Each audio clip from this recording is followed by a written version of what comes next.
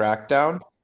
That's almost the name of the game this month. Back again in November, performative crackdowns both in Myanmar and Cambodia, where sort of a shell game of victims that doesn't actually bring any sort of meaningful accountability into the space. But yeah, Jin Shui has become emblematic of that reality in Cambodia. Mark, thoughts on that? Just that, yeah, from what it sounds like it's still open and doing well, but I'll be visiting there next week, the day after Thanksgiving, to take a look uh, and hopefully talk to people in the neighborhood and see, get a better sense of the level of operation and what kind of risks they're really facing in terms of law enforcement. Is it totally performative? Are there any real risks? Things like that. Jake, when we think about compounds in Cambodia, we this one is massive. This is a number of buildings that look just like this that are walled in, as you can see. But can you give us a little context of the scale of what's happening in Cambodia? This is one area of one piece of Cambodia. Yeah, and actually, what you're looking at is one view of one larger scam complex in a city that hosts potentially over 100, depending on how you're looking at the data. But yeah, I mean, Cambodia right now, um, anywhere between 250 to 350 scam compounds scattered across the country. Conservatively, we're looking at 150,000 person labor force. And the sort of revenue scale annually, looking at somewhere between 12 and a half and $20 billion a year. And so this is not only, massive just on its own, but just by comparison to the Cambodian economy, it significantly outranks any other industry in Cambodia and likely any other industry in Cambodia's history. So this is, yeah, you could say the both the largest and probably the highest margin industry in Cambodia's history. And yeah, there's a lot that's been written, and unfortunately, there's a lot just in Cambodia's own public documentation that says that the principal beneficial actors in that space are actually the same people that run the country. So like the duty bearers of the country, their bosses, their bosses' bosses, the elites that control the formal state institutions in Cambodia are by and large the ones who own these buildings and not just own, but are actively, proactively renting them out to the criminal syndicates and selling alongside sort of this ecosystem of absolute impunity for their crimes. So it's a very Yeah. weak situation in Cambodia.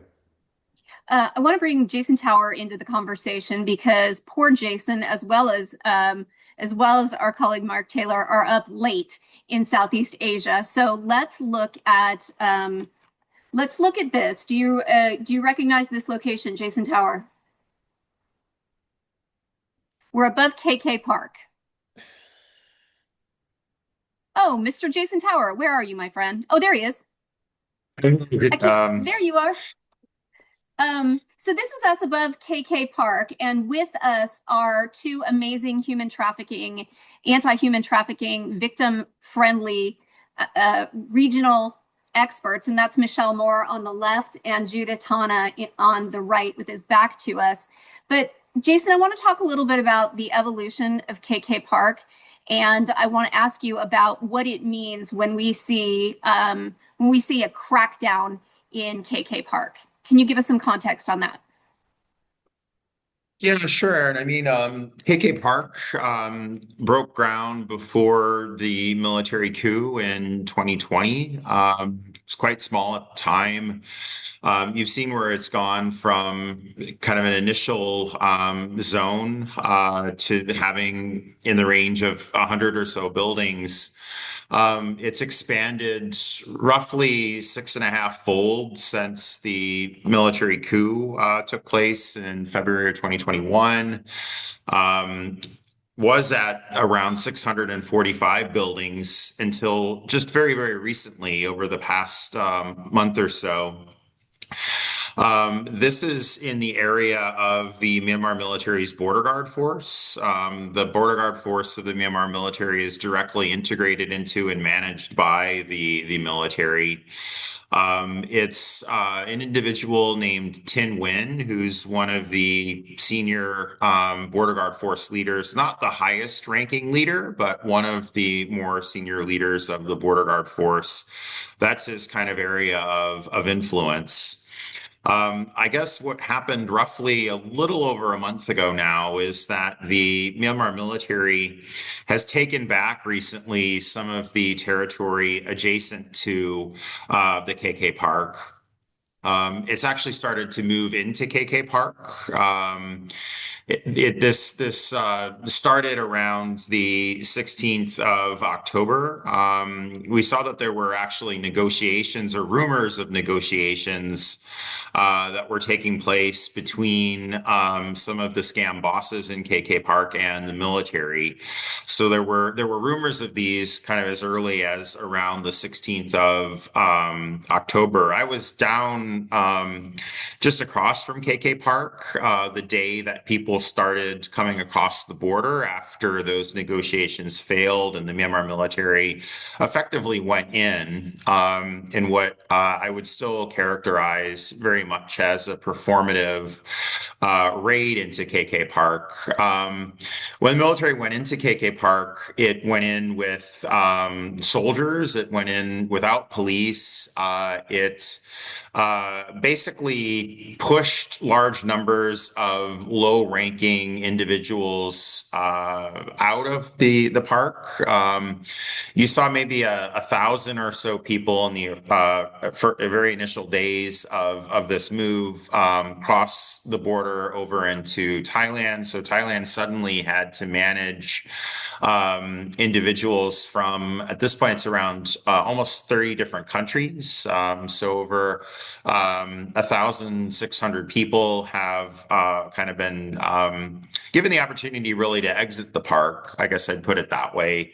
But you have many, many more that were in KK Park. Higher level bosses left and went into other scam parks. Some of them moved into hotels. The Myanmar military claimed that this was a crackdown on crime, and it tried to make it look like something big and bold was happening by beginning to blast buildings inside of KK Park. This initially, it was announced as being a kind of an operation that would target 148 of the 647 buildings. The military now has come out and said that it actually intends to blow up the entirety of the KK Park. So that's kind of the most recent announcement that the military has made. It's completely unclear, though, how blowing up all of that infrastructure that's there attributes to doing anything to cracking down on the criminal activity, particularly given that the majority of the scam bosses have moved into other areas. Now, I think kind of what has happened, though, more recently is that we've seen where the U.S. has launched this new strike force to start really, I think, putting a lot more pressure, especially on China, which has failed to deal with an issue over the past 6 years, really allowing, even weaponizing this issue in many ways, pushing these criminal actors to target increasingly the US, the UK, other English-speaking countries, more recently Japan and beyond. So with this announcement, I think you saw that this has put a lot of pressure on China, which in turn has ramped up pressure on the Myanmar military. Now, the Thai government, Thai police had arrested one of the kingpins behind not this park, but another very notorious scam park, the Shui Koko Yatai New City, which is about as big, if not a little bit bigger than the KK Park. It's by far the most well-developed of these, known for having multiple casinos. If we have a picture of it in there somewhere, there it is. Great. There's Shui Koko.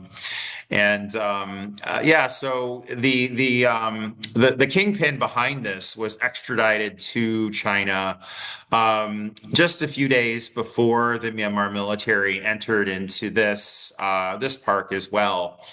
And something a little bit similar played out there. You had most of the scam bosses were tipped off. There's a Telegram group with 44,000 people inside of it. That is the Yatai management office group, where a lot of this advanced information about what was going on inside of Shui Koko was being shared. The administrator of that group, on the day the Myanmar military went in, posted repeatedly over 300 times the line, if an issue can be resolved with money, resolve it with money. I'm not going anywhere.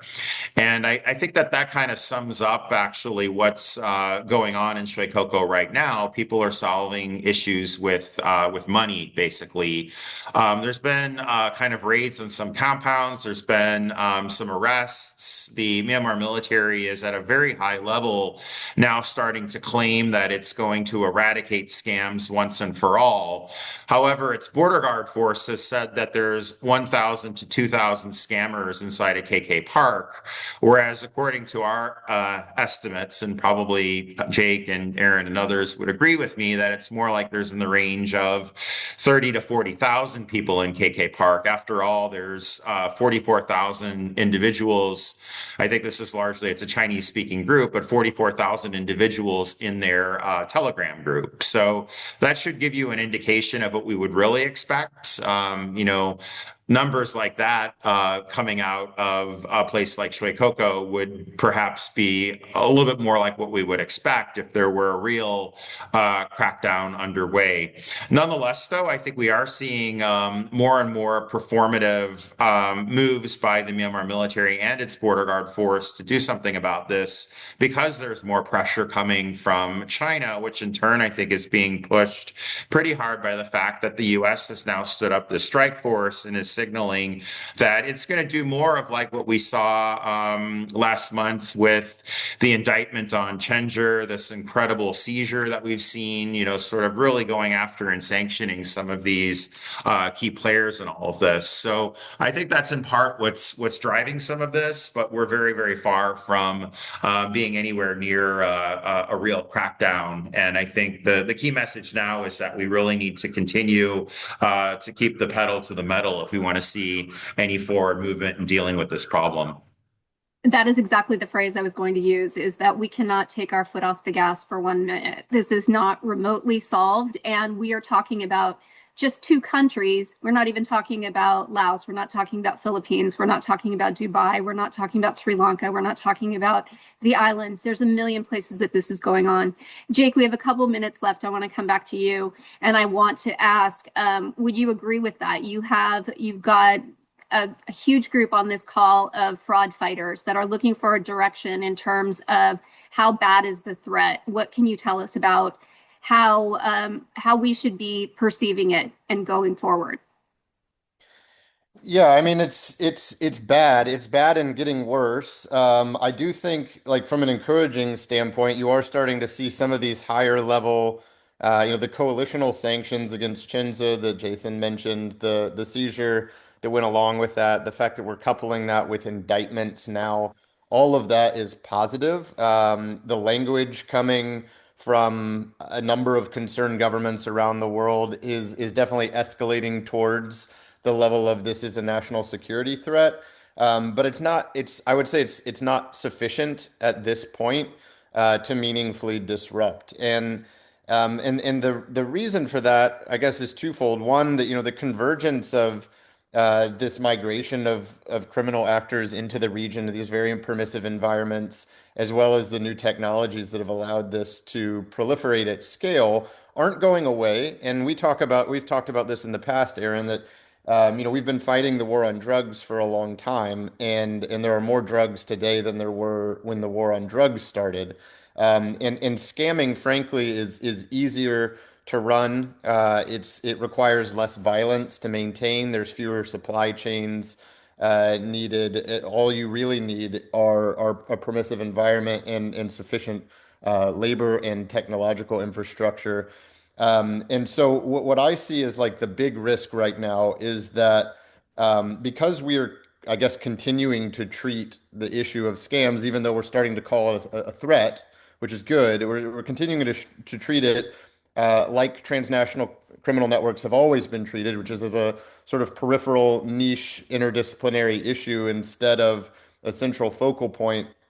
What you're allowing is these performative actions by countries like Myanmar, Cambodia, to an extent, Laos and Dubai, and others as well, to pass muster. And the largest, if we're gonna blunt the growth curve of this things, we need to make sure that it is not okay to run a scam state in 2025 and 2026 and 2027. And as of right now, very little has been done by the world that would deter would-be criminal autocratic states from using this as a way to prop up their unpopular or failing or failed, in Myanmar's case, regimes. And so until you see that status quo change, until you see major countries with significant power and influence to bring to bear say like, hey, we might have to sacrifice some of our other goals that we have for this country in order to prevent it from, becoming an example to other authoritarian regimes that this is a, an okay way to run your country. You're just going to continue to see this grow, and you're going to see it in the places where it has already taken such profound hold, Cambodia and Myanmar first and foremost. You're just going to continue to see it grow unabated and then metastasize to other countries. And as we're seeing, and I'm sure as you're going to talk about coming off your trip to Africa, you're going to see it, spread not just regionally but globally. Awesome. Jason, I'm grateful you stayed up late. Mark Taylor, it was a delightful surprise to see you, and thank you for staying up late. Jake Sims, thank you always for your ability to provide amazing insight. So, gentlemen, thank you. And you can look forward in Operation Shamrock to continuing to give you information about what's happening on the ground so we can properly assess what our response should be in the United States. So thank you, gentlemen. All right, you guys, I am ready to get into Operation Shamrock and what we are about. So what I want you to know from the outset is Operation Shamrock is an organization of action. We are in the weeds. We are doing work every single day. And we love to be invited places, and we love to be on a panel. But quite frankly, what we want are fewer panels and more sit downs and people taking a piece of this and saying, I got this piece. I got this piece. And I think that we are properly positioned in an amazing place with amazing people doing great work, that we should be doing more of that. We should be sitting down with the Better Business Bureau, who has an amazing ad campaign about what to do. Brady Finta is doing some amazing job about bringing together law enforcement and how we can build bigger cases. We know the Noble is doing fantastic work in organizing banking. And what we need to do is we need to divide and conquer. What we have right now, quite frankly, is a lot of siloed work being done. Some of it is duplicative. And what makes more sense is to get leaders at the table to say, I got this. So let me tell you what I got. And then I'm looking for people to let me know what other pieces they've got. So we heard from Aspen Institute this year. Aspen Institute put together an amazing document that shows here's all the stuff that needs to get done. And my suggestion is let's invite the doers, the builders, to sit down and say, okay, Aspen Institute, acknowledged. You've got all the right stuff on there. And quite frankly, it's all the same stuff I've been saying from the jump. So let's figure out who's going to take which part and let's get going. So let me tell you what we've been up to. Education. You've heard me, we've got a major crisis. And so the major crisis needs education. When we think of when victims acknowledge that they are in crisis, the first thing they want to do is report to law enforcement. We need to make sure law enforcement is ready to accept those and do something with it. What I see is a lot of task forces. I see a lot of siloed task forces. I see a lot of whole of government responses that are not the whole of government. And so what I would suggest is more inclusivity in what we're doing and not 87 different task forces. Let's make one task force that actually wants to get this stuff done. So let me tell you about the Crypto Coalition. Before I retired last year, I worked with the best local law enforcement task force in the nation. And the REACT task force has been in this for a good long time and learned how to trace cryptocurrency early. So if you've listened to me before, you know I'm a big what if we could.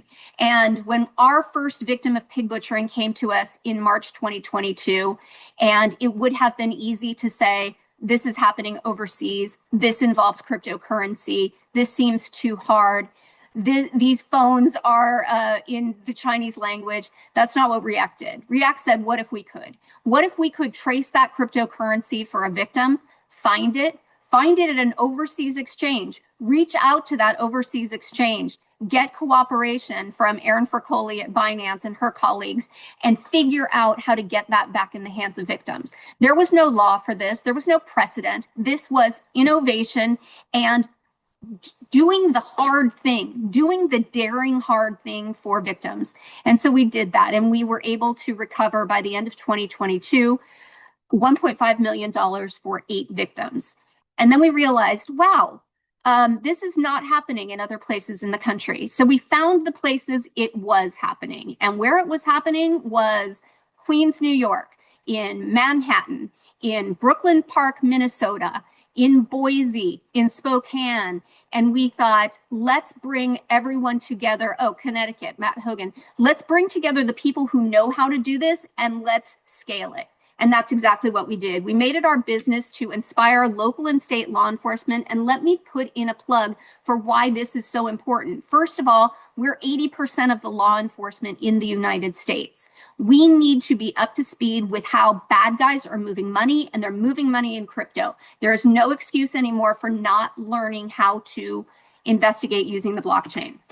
And we started with 85 members in 2022. As I sit here today, we have all 50 states. We have a number of countries. There are other countries that I haven't even listed. We're up to 2,400 members of this, all law enforcement, all current law enforcement, analysts, prosecutors. We need more prosecutors and investigators who know how to work in the cryptocurrency.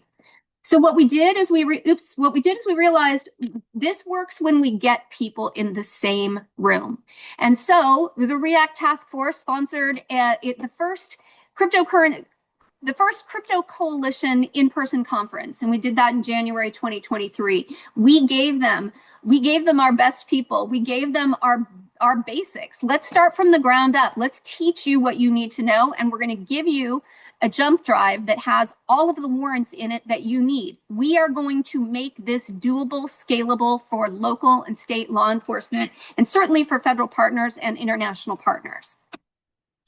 Now, here's where it gets interesting. This is year 2 of our conference. And if you look at this panel, I love this panel. We've got Erin from Binance, still there. We've got Kyle Armstrong from TRM, still there. We've got Dave Barry from REACT Task Force, still there. We've got Kelsey Dean from Coinbase, still there. And we've got Beth Bisbee from Chainalysis, still there, and still the OGs of this industry of how you work with and learn how to, they've all taught the Crypto Coalition, they've all taught how to do this work, and they are excellent partners in doing this work. Now, here's where it gets weird.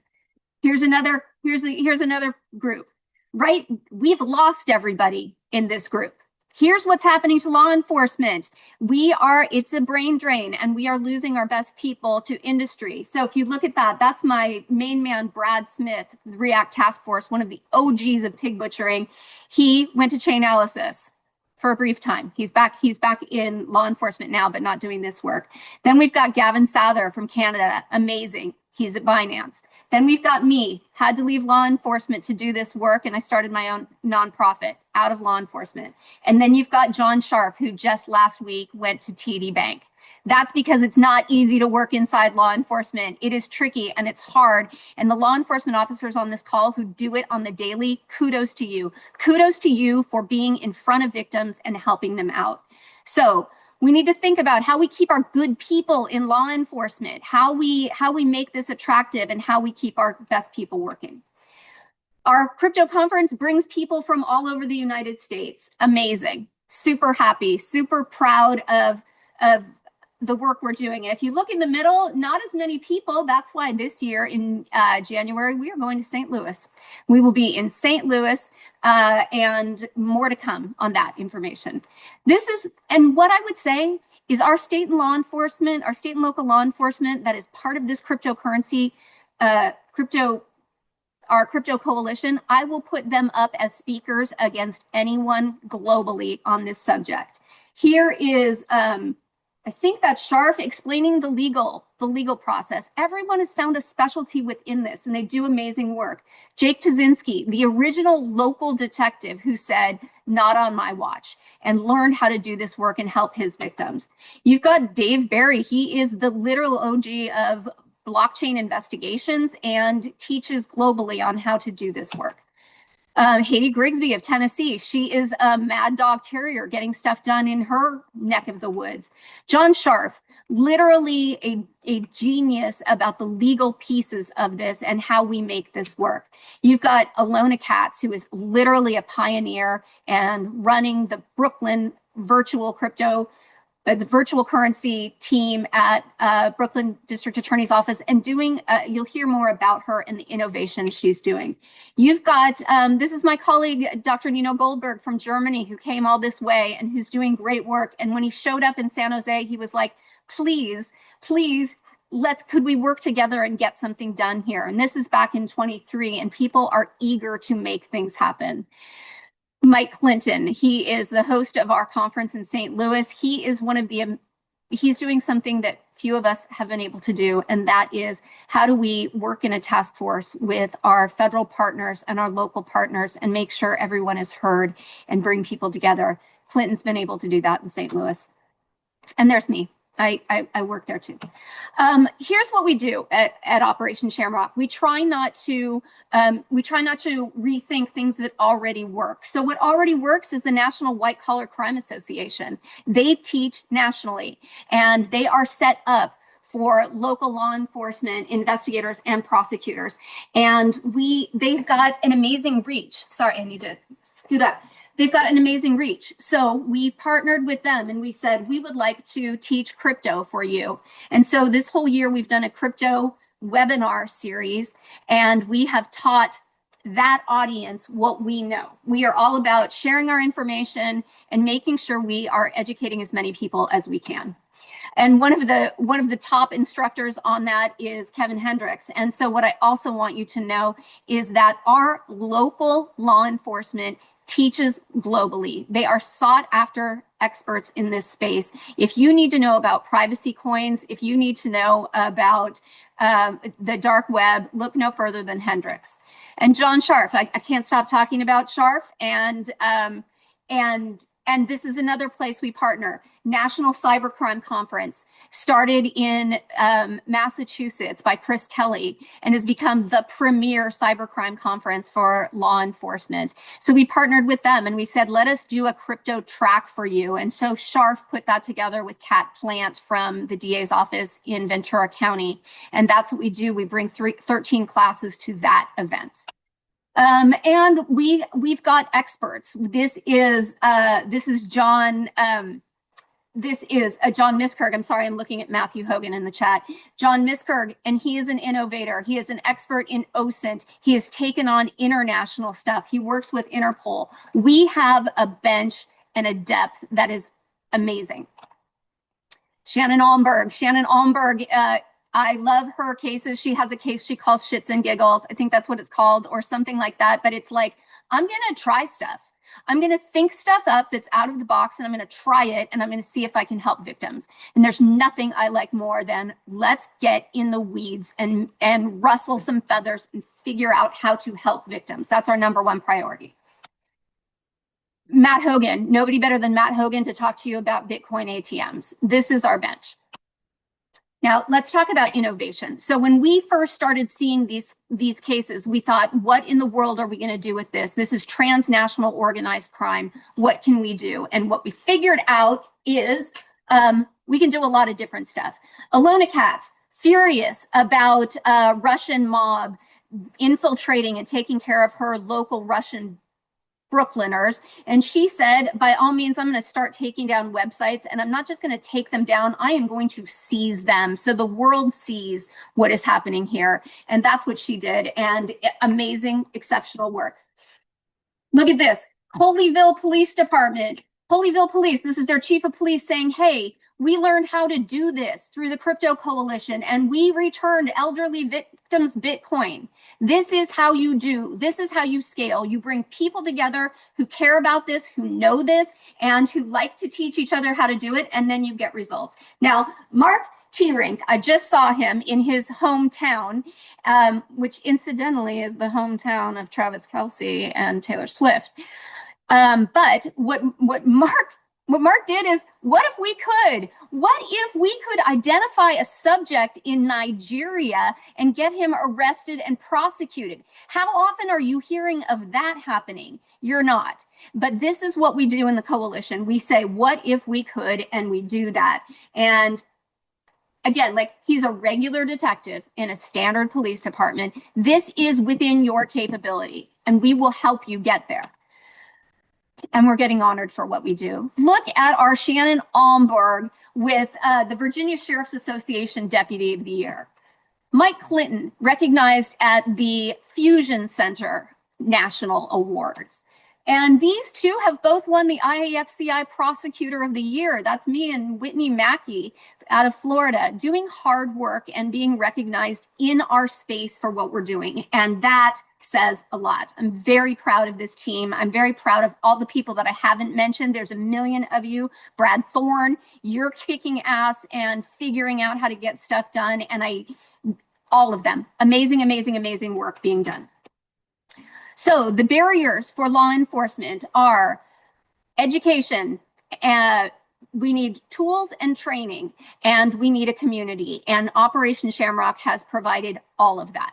You've heard about some of the training we do. We do our own webinars monthly. We did a back to school event for 2 weeks that Ms. Kerg and Shannon Almberg put together, where we went over some of the basics. We brought in industry leaders to talk to us, and we are teaching. That is training. We will train you how to do this work. We have our webinars available on demand. You can look in there. But what they needed was tools. And so back in 2023, 2024, I went to a partner and I said, TRM Labs, we need help. We've got a ton of people out there who are interested, but they don't have a tool. That is not something they've budgeted for. Can you help? And TRM came back and said, yes, we will help you. We will give you tools, and we'll create a fellowship. We will bring people together in these communities, in these cohorts, and they did it internationally. And there have been some amazing results internationally and nationally from that cohort.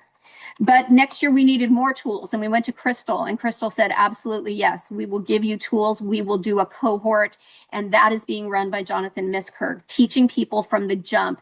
Here's how you trace, here's what you do, here's a tool. We make this accessible to local and state. Now, I did not give my Crypto Coalition very much time to respond to a survey, but this is what they gave me. I got 60 responses out of 2,400. But here's what they've done. They've frozen $93 million. That's $93 million away from bad guys at the local and state level.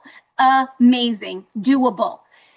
And they've gotten 16 million back in the hands of victims. And that's amazing. That is amazing for law enforcement agencies that still don't get it yet and are saying we can't do this, to actually getting 16 million back in the hands of victims. We can do this. We need to scale this. This is a day in the life of what happens on the coalition listserv. Everybody and their brother will ask questions and will get answered. There you go. Thank you, Connecticut, with the 5 million. Appreciate you sharing this now. Kidding. But here's what we know. You put this stuff in here and it gets done. It gets fixed. And I put this up here because this is a little bit of the frustration that exists out there for local law enforcement. There are so many of us that are in this, and then you get any coalition members out of Pennsylvania. They could use a law enforcement contact who actually gives a damn, knows something about this crime. We need more of that. Because in truth, I'm always going to be transparent with you. I'm a truth teller, whether you like the information or not. I'm going to tell you the truth. And the truth is this.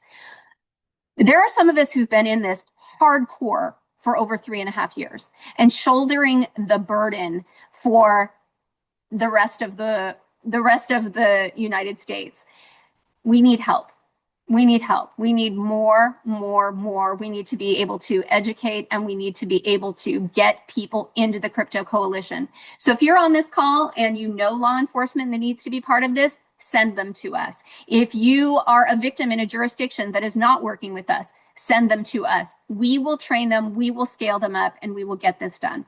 Now, this is even more awesome. This is Scott Simons. Now, I haven't mentioned him yet. Scott Simons runs our triage team, and I will tell you more about that as we get there. But here's Scott Simons and his innovation and his working outside his own box. He finds out about victims in Texas, and Gabby from West Des Moines PD has a victim also, and he's trying to connect them.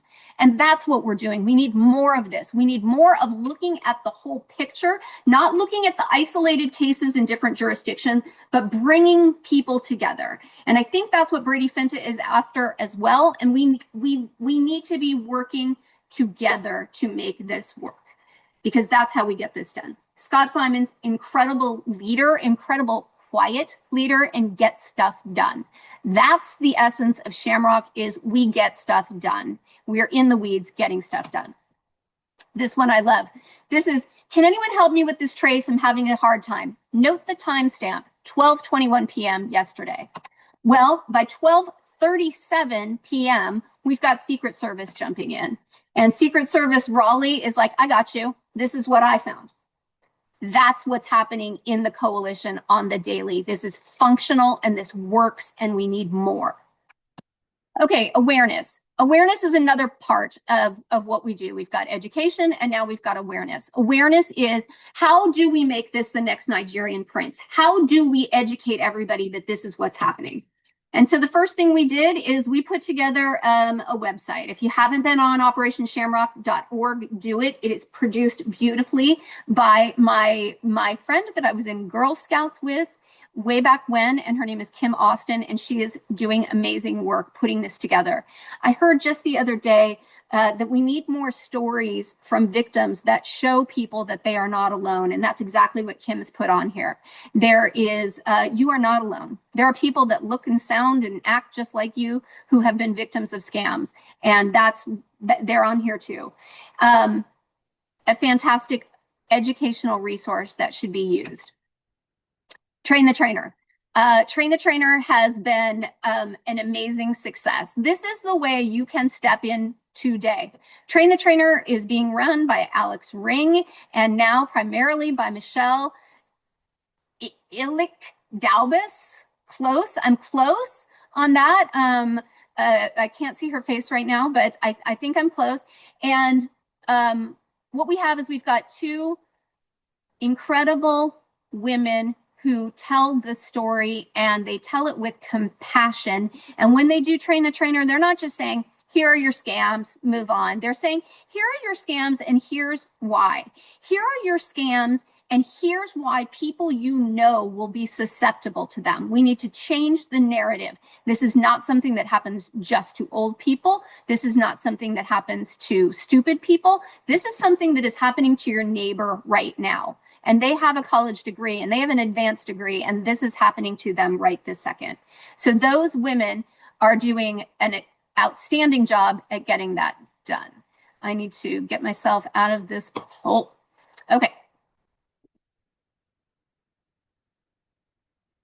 We talk to press, and we do amazing work with press. This is from The Economist. It's already won an award. It's Scam Inc. It's amazing. And what it is an eight-part podcast called Scam Inc. And I'm in it, Alone is in it, and it really gives you some understanding of how people get there and what is happening to them. And we speak to Congress. We are on 60 Minutes. So these are my two goals a year ago, was speak before Congress and get myself on 60 Minutes. And so I did that. It's 60 Minutes Australia, but it's 60 Minutes, friends. And so I was thrilled with that. Again, set goals, go after goals, demand more, demand better. We need to stand up together. And I'm all over. I literally am on a plane all the time talking, and I'm probably in a green dress, or it might be a black dress, but I'm going to have a Shamrock pin on. I am on the platform with people who are doing amazing work. So look at this. We've got Ian Mitchell from the Noble. We've got friends from Target, from Better Business Bureau, Kathy Stokes from AARP, and my amazing new colleague, Jim Schultz from Best Buy. This is in Minneapolis. And this is how we do. We stop our silos, we sit down and we say, who's going to take what part of this? Because I'll tell you what, nobody does victims better than AARP, and nobody does the heart of this, the human trafficking piece, better than the Noble. And I think nobody does awareness better than I do. And so when we think of how we put people together to do this, that's what we do. I even got to speak at the Council of Europe this year and talk to international people about this. Somebody needs to mute. Andy Chandler, you need to mute. Andy Chandler, mute. And we speak to the California, this is the Little Hoover Commission. That's me and Karina Parator. She's one of our original victims, and she has a PhD, and she's a triathlete, and she's beautiful and kind. These are our victims. They look like us. And this was just last week at UN ODC. This is the UN in Nairobi. We're out and about. Now, I tell you all of this, not to toot my own horn, not to say, look at me, I'm everywhere, but to tell you what one person can do. I personally educated 15,000 people this year. 15,000 people by doing webinars, by going out there, by getting out there. We can do this. We need more people like me. And there are plenty of others out there that are doing amazing work getting in front. We need more of that. Here's 3 places I did not expect to be this year, but were a delight. Money 2020. Thank you, Feedzai, for putting me on that platform. DEF CON. Thank you. Thank you. And let's start using people from all sectors to fight this. And I sure didn't expect to be on a Netflix show, episode 6 of Love, Con, Revenge. But here's the thing. Love, Con, Revenge, if you haven't watched it on Netflix, it stars my good friend, why am I blanking? I'm thinking too quickly. Cecilia. And Cecilia she was a survivor of the Tinder swindler, and she goes innovatively after the perpetrators of romance scams and does good work. So let's hit this from every single angle we can. And I created a podcast. I created a podcast for people like my Aunt Terry to understand what's going on. And I'll tell you what, my Aunt Terry came to me a few weeks after I launched this podcast and said, I was at pickleball and somebody said this at pickleball and I knew exactly what it was. That's what we do. We keep talking about this. We put it in manageable chunks. We get people educated about what to do. Advocacy. Here's another hallmark of Shamrock. We know we have a lot of good ideas about what should be done, and we share them and we work in teams. We've been delighted to partner with AARP this year. My friends Clark and Francois from AARP are doing amazing work and also show what 2 people who are laser focused on making things better can do. And those 2 women are out there getting legislation passed in state after state after state regulating Bitcoin ATMs, which are a scourge and have no, fight me on this, but they have no legitimate purpose. And those 2 women come to me and they say, hey, we are going to do something in Iowa. Who have you got in Iowa? I put it out to the coalition and I've got 6 officers in Iowa saying, yeah, I've got a story. I've got a story. I've got a story. That's how we move the needle. AARP couldn't do this by themselves. Crypto Coalition sure couldn't do this by itself. You put them together and we've got functional ways of making things happen. And I'm delighted to say, maybe you saw Jackie Crenshaw on the Aspen Institute's opening announcement of their, Jackie Crenshaw was an Operation Shamrock victim. She worked with Matt Hogan. Matt Hogan guided her, helped her, and put her in touch with AARP, who she now works with. And this is a success story. This is how you turn victims into survivors. We don't do anything. We work with them and we talk to them, and they become survivors. And they start talking and they start doing and they start partnering with AARP. And they testify in the legislature when we are trying to get this stuff passed. And they do amazing work. So grateful. We provide insights. This is something that is uniquely Shamrock, and I'm going to tell you the pieces of this that we do. We think about it. We think about what would make this better. This is me at the DA's office one day thinking about, okay, we've got a victim complaint. So what needs to happen? Well, we need action from our enforcement people. We need tracers. We need people immediately looking into, can this be recovered? And we need victim services. How can we put this together? And that's part of how we built this new program called the Operation Shamrock Triage that our man Scott Simons runs. And what it is if you are, what we had was we have a situation where we've got victims all over the United States. I'm staying with the United States for just a second because that's where these law enforcement have jurisdiction.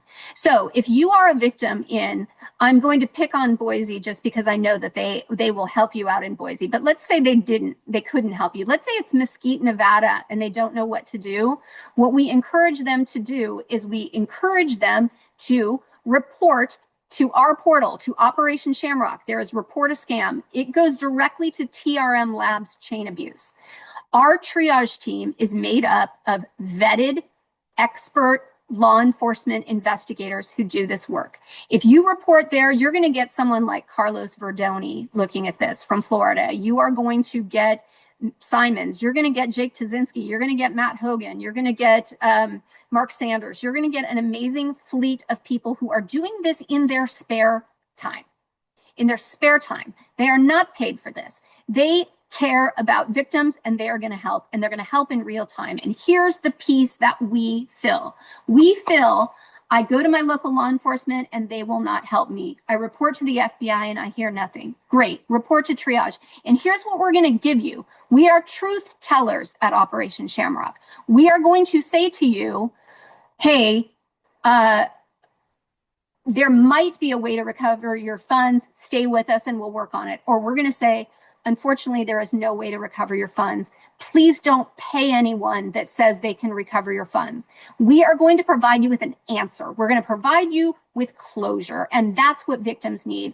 I heard from a victim who told me that 3 years ago, somebody seized her cryptocurrency and they have not communicated with her since, though she's been trying to get their attention. We can do better than that. We do better than that. And if you are a victim and you report through this portal, you will get a response from an expert. That's what we do.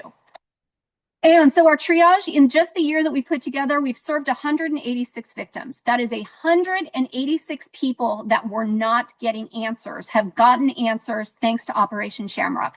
And imagine what we could do if we scaled that. And that's what we want to do. We want more investigators, more people doing this work. And we have gotten we've looked at $155 million in losses. That's $155 million that nobody was looking at.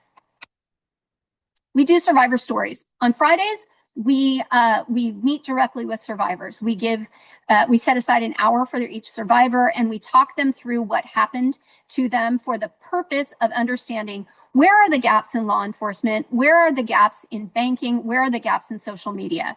We take that information, we anonymize it, we provide it back.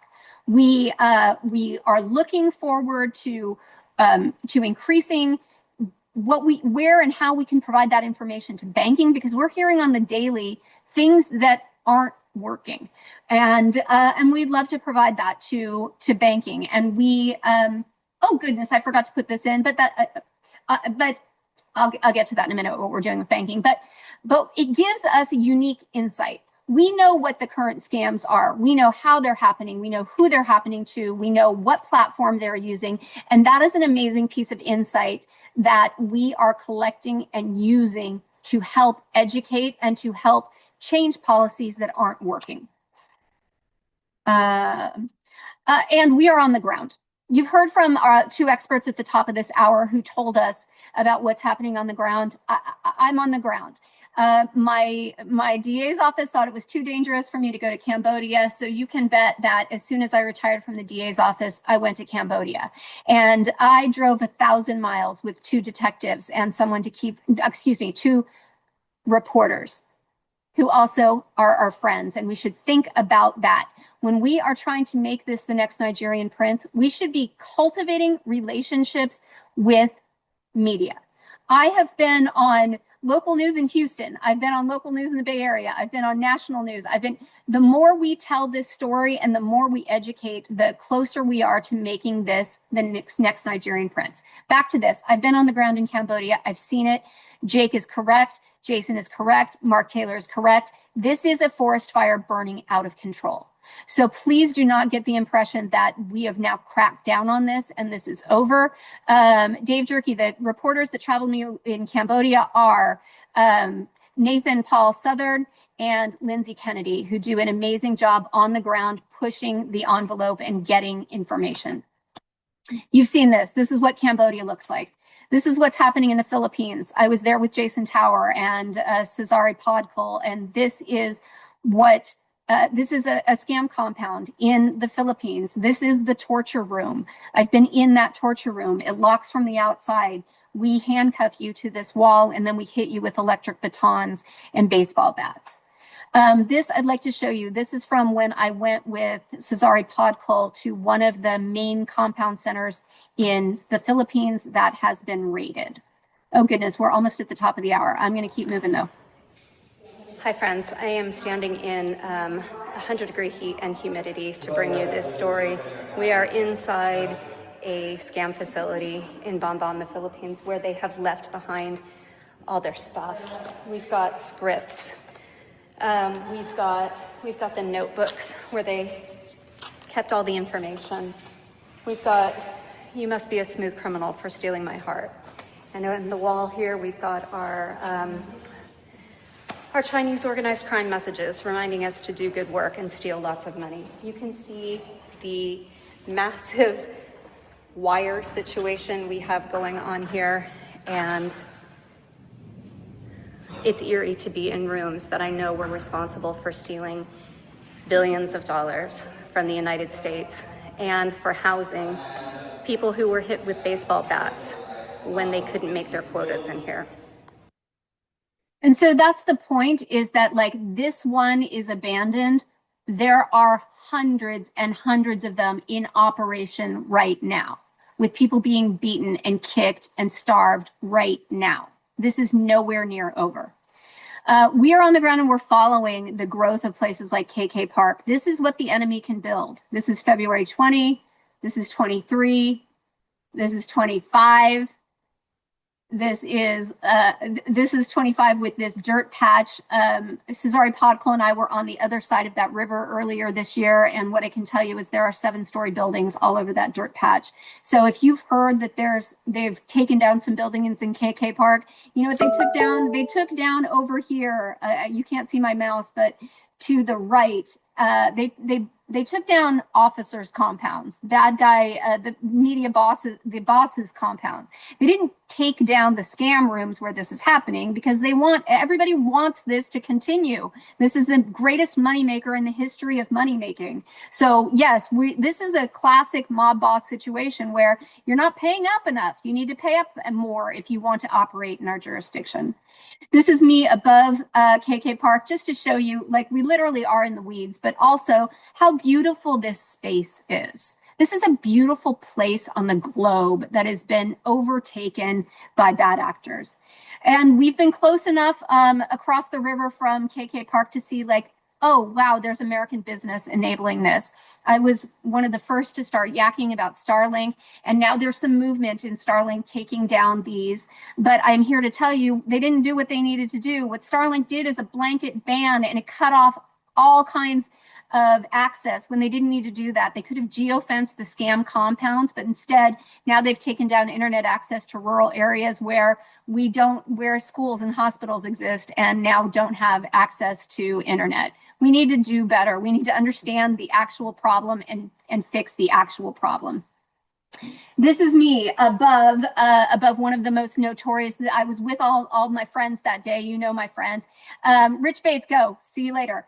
And if you are jumping, I totally understand. What I also want to tell you is this is the first time ever I've asked for money. I have done this for a year with the generous funding of one sponsor. And so at the end of this, I'm going to talk to you about sponsorship because we need more of this. It is Operation Shamrock that is helping this from the ground up, who's on this. This is what it looks like when you are above a scam compound that is doing a grand opening.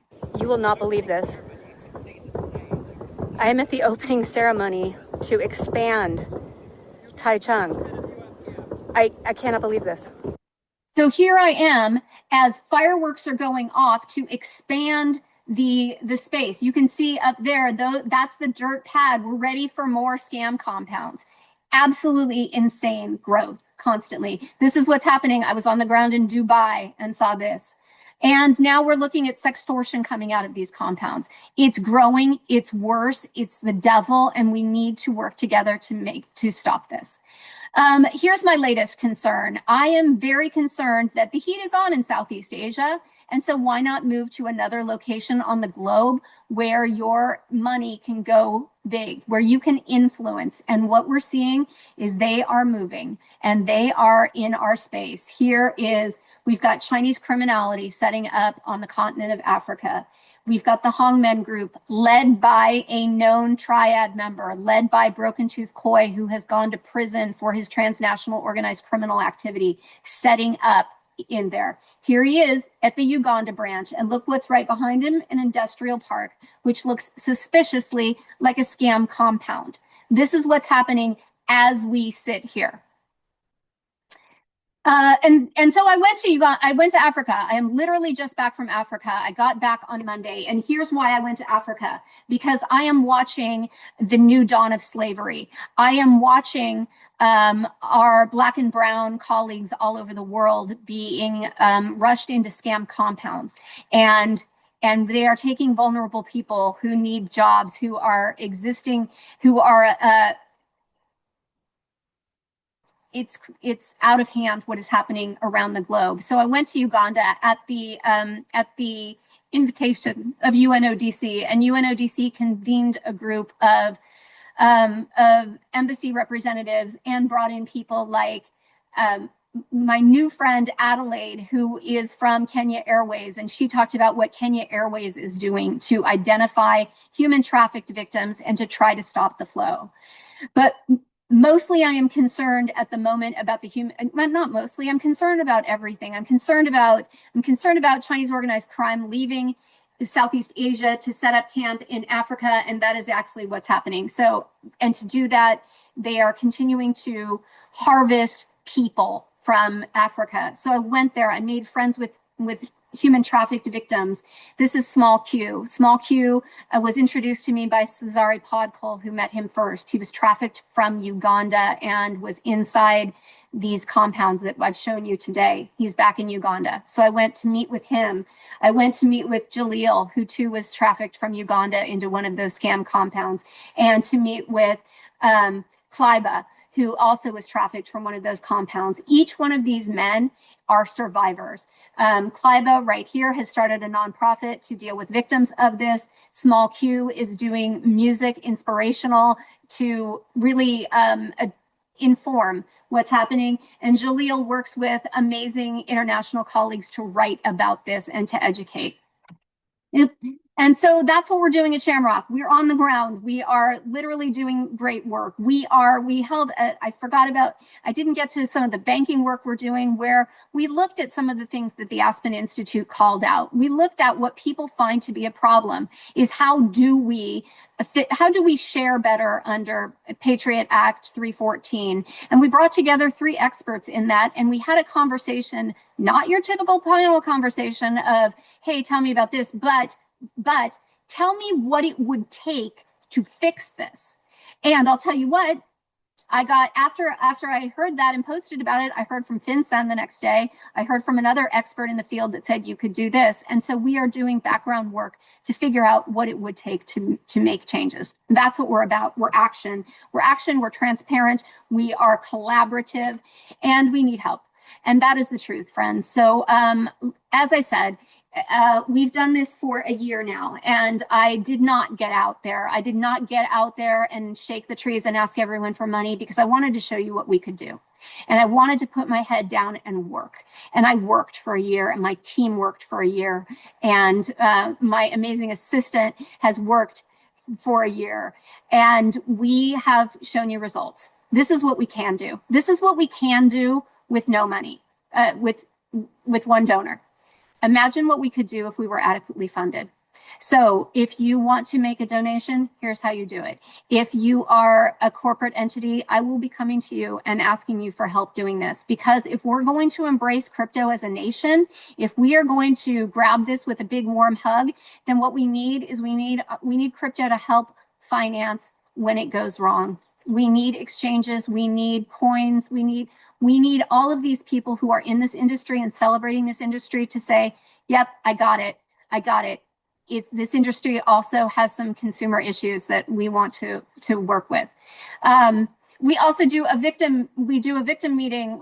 We do it every other month, and we try to provide you with people that are helpful. We had a tax expert. We had Dr. Martina Dove, who is an expert in the psychology behind scams. We've had, goodness, it's escaping me, but the fact is we're going to provide you every other month with someone who will help you. We're going to have our own Michelle Illick-Dalbus on the next one to talk about the shame and the stigma and how you can address that and become a survivor. There are some amazing survivors on this call. There are some amazing survivors who are telling their story. Support them. So here are your takeaways, friends. You need to go tell someone about this today. You need to tell somebody. I don't care if it's your Uber driver. I don't care if it's your barista. I don't care if it's your cousin. You need to tell somebody that we are under attack by transnational organized crime playing the long game.